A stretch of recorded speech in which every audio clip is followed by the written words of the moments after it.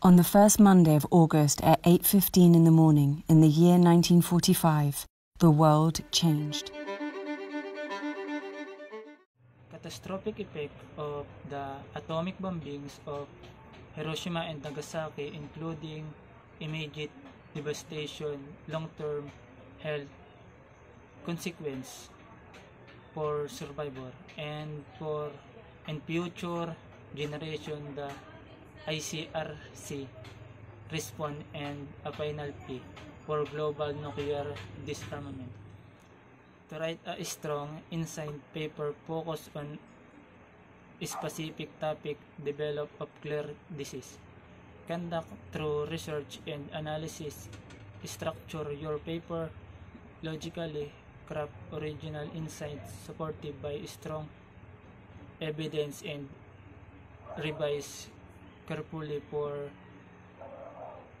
clarity and impact. The narrative likely comes someone who experienced the event of receive a details. Account from a survivor shortly after the bombings. The destructing atomic bombings of Hiroshima and Nagasaki in 1945 na binibigyan din ang matinding pagwasak, mataas na bilang ng mga namatay na umabot ng 340,000 sa loob ng 5 taon.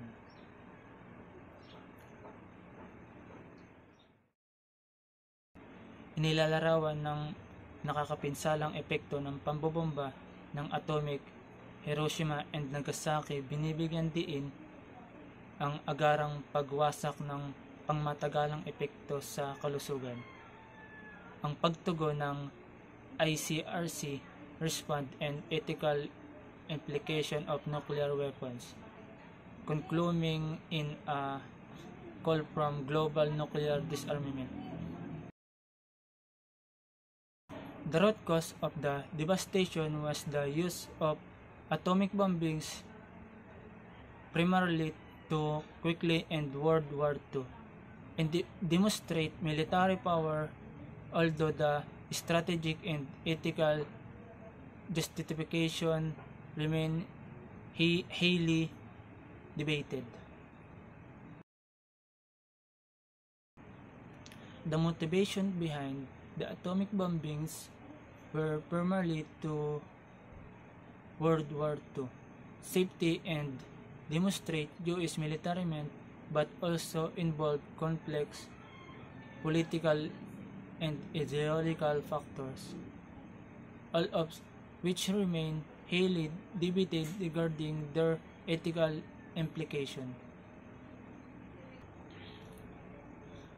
The sequences of atomic bombings included immediate